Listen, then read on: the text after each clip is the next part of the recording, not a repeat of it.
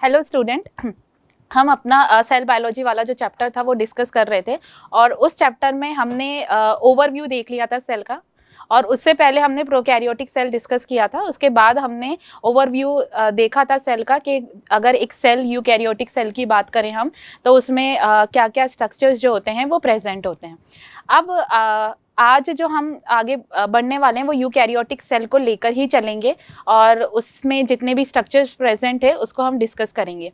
उससे पहले हमें एक बात बहुत अच्छे से समझ लेनी चाहिए कि कोई भी टाइप का सेल हुआ, चाहे अगर हम प्रोकैरियोटिक सेल की बात करें या हम यूकैरियोटिक सेल की बात करें, जितने भी ये जो दोनों टाइप के सेल हैं या जितने भी सेल्स होंगे वो मेनली 3 उनके बेसिक कंपोनेंट होंगे, वो हर सेल में होंगे।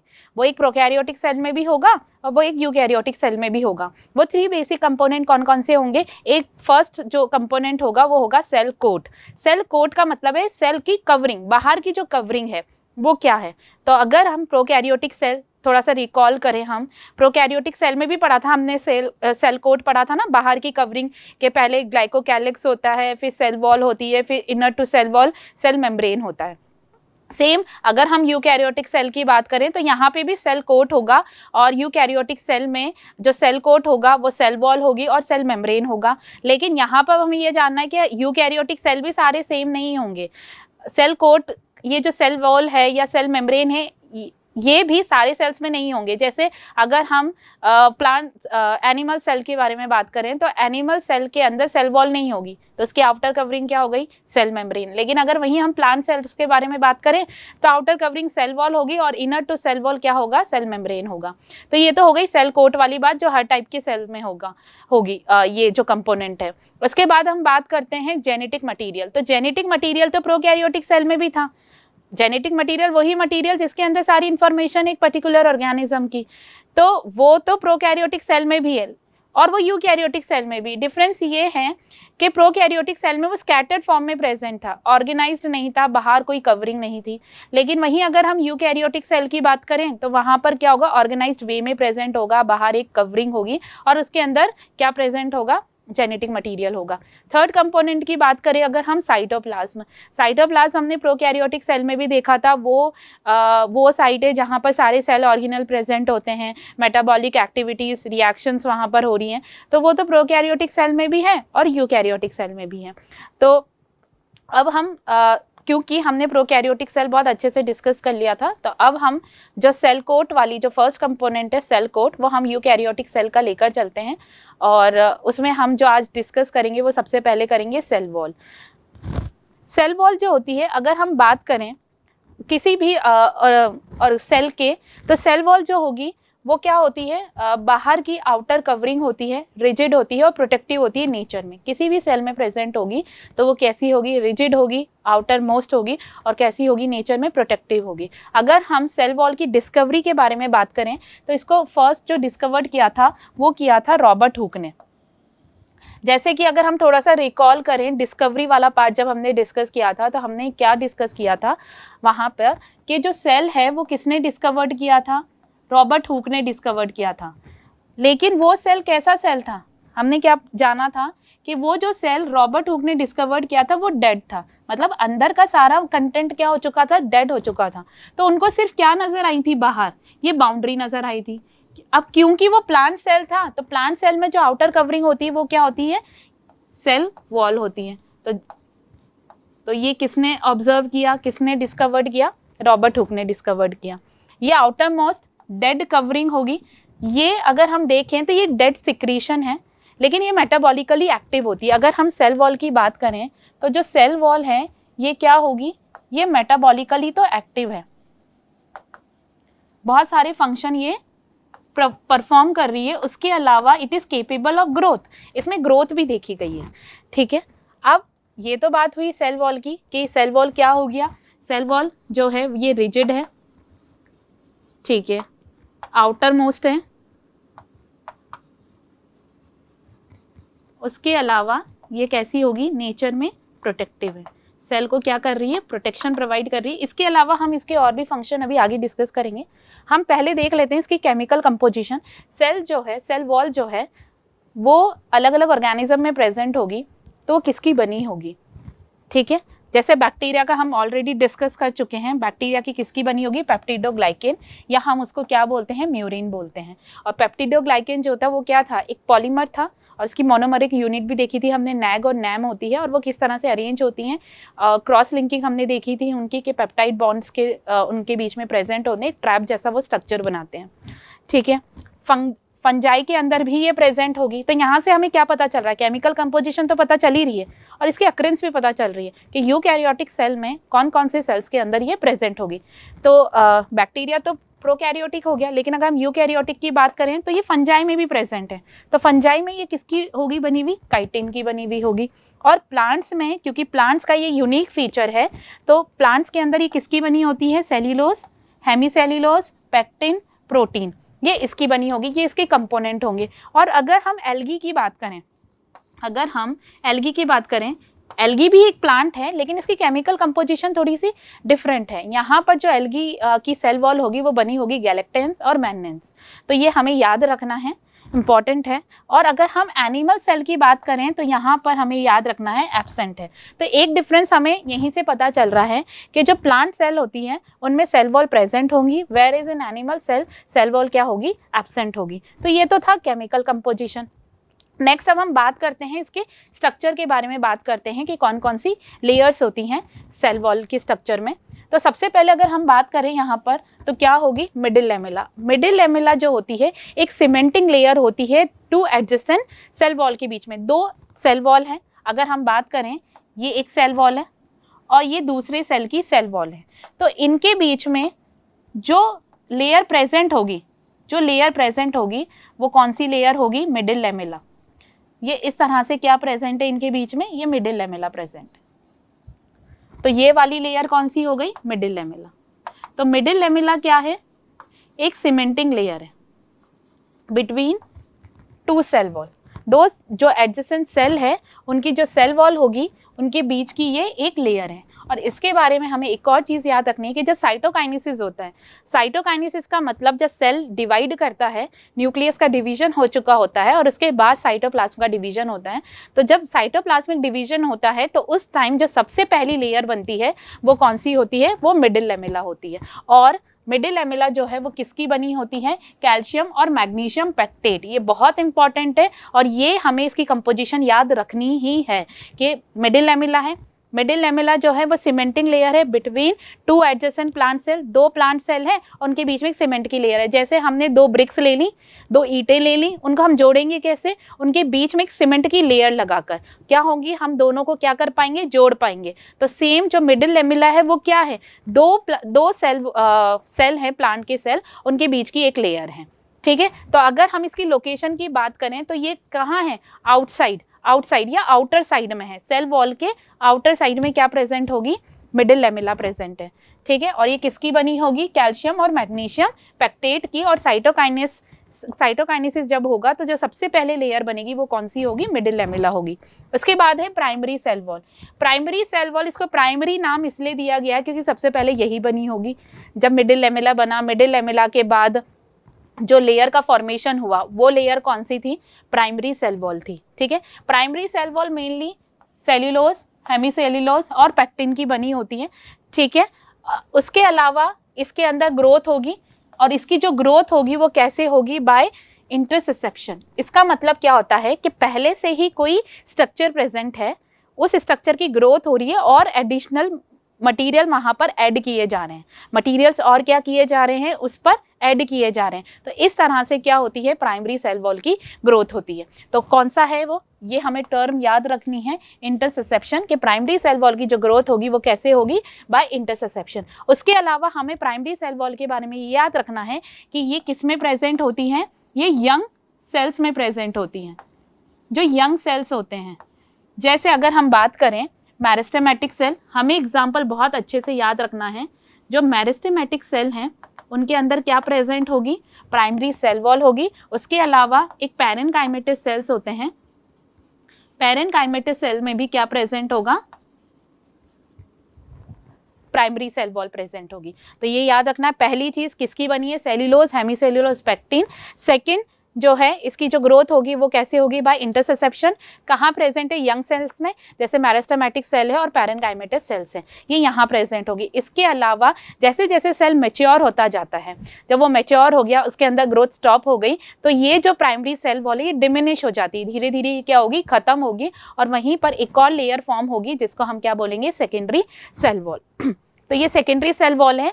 इसकी लोकेशन की अगर बात करें तो inner to primary cell wall है। उसके अलावा इसमें जो ग्रोथ हो रही है वो कैसे हो रही है, बाय एक्रीशन। एक्रीशन मतलब deposition of material over the surface of existing structure. ये प्राइमरी सेल वॉल थी जो धीरे धीरे डिमिनिश होती जा रही है, इसी के ऊपर और मटेरियल्स की लेयर आती जा रही है, उसको हम क्या बोलेंगे, एक्रीशन। और सेकेंडरी सेल वॉल की ग्रोथ ऐसे ही होगी। और एटलीस्ट ये कितनी लेयर्स की बनी होती है, 3 लेयर की, S1, S2 और S3। ये डायग्राम है। अगर हम देखें इसमें तो ये जो बाहर है, अगर हम ये देखें बाहर की तरफ, ये जो लेयर है ये मिडिल लैमेला है। इनर टू मिडिल लैमेला कौन सी लेयर है, प्राइमरी सेल वॉल है। प्राइमरी सेल वॉल पे ही और मटेरियल्स की लेयर्स जो है वो डिपॉजिट हो रही हैं।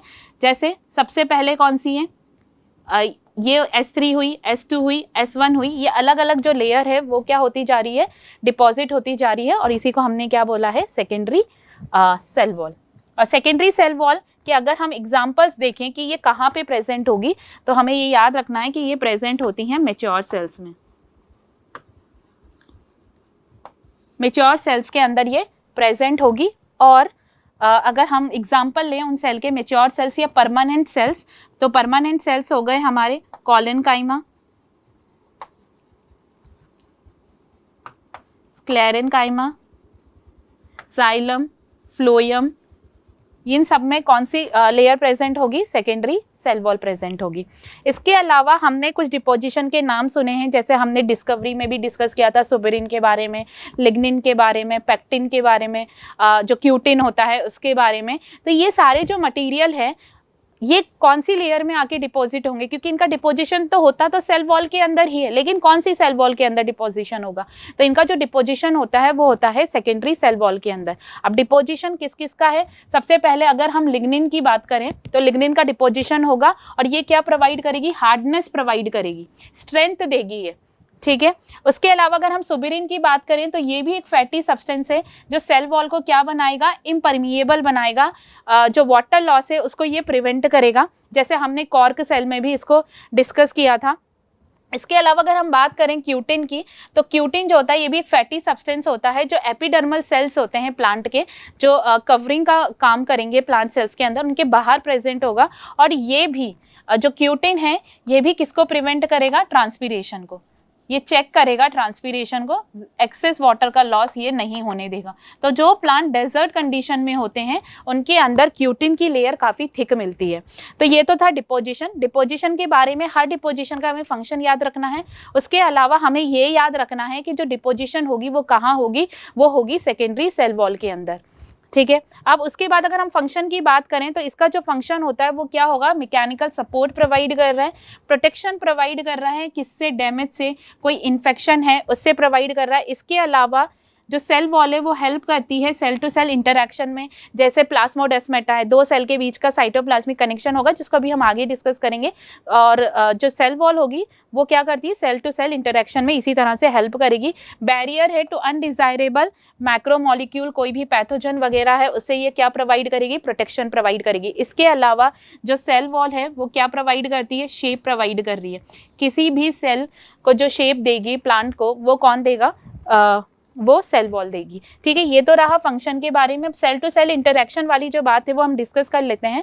अगर हम बात करें प्लाज्मोडेस्माटा, ठीक है, तो प्लाज्मोडेस्माटा क्या है, ये है साइटोप्लाज्मिक कनेक्शन। साइटोप्लाज्मिक कनेक्शन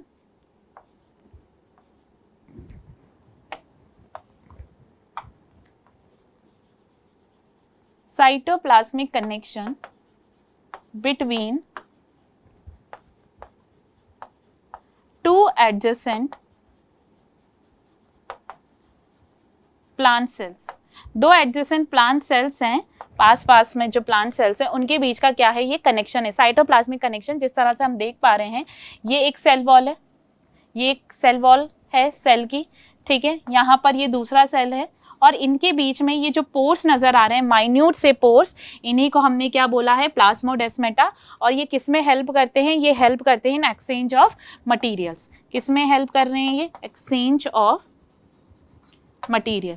तो इसी तरह से क्या हो रहा है, दो सेल आपस में एक इंटरैक्शन बना पा रहे हैं, एक इंटरैक्शन कर पा रहे हैं, और वो किसकी वजह से कर पा रहे हैं, प्लाज्मोडेस्माटा की वजह से, ठीक है। उसके अलावा अगर हम एक बार और देख लें कि ये जो सारे हैं प्राइमरी, सेकेंडरी और मिडिल लेमेला वो किस तरह से हैं, तो अगर हम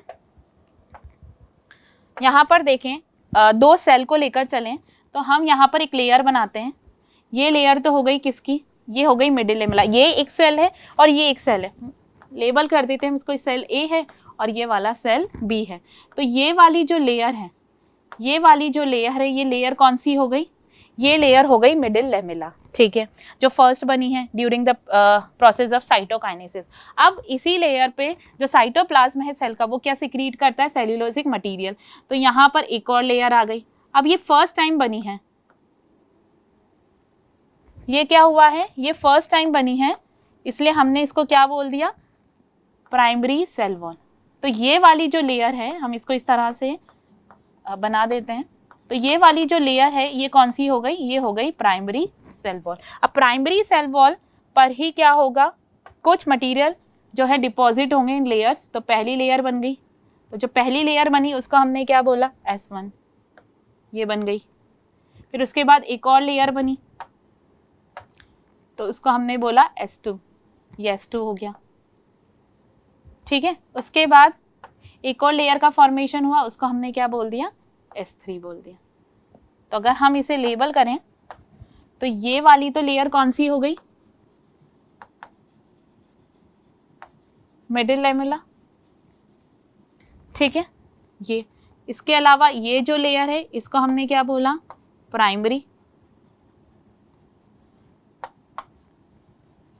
प्राइमरी सेल वॉल, क्योंकि पहले यही बनी है। उसके बाद यहाँ पर अगर हम देखें तो ये S1 है, ये देखें अगर हम S2 है, और ये वाली अगर हम देखें तो ये कौन सी है, S3 है, और ये तीनों कौन सी लेयर हो गई, secondary cell wall, secondary cell wall.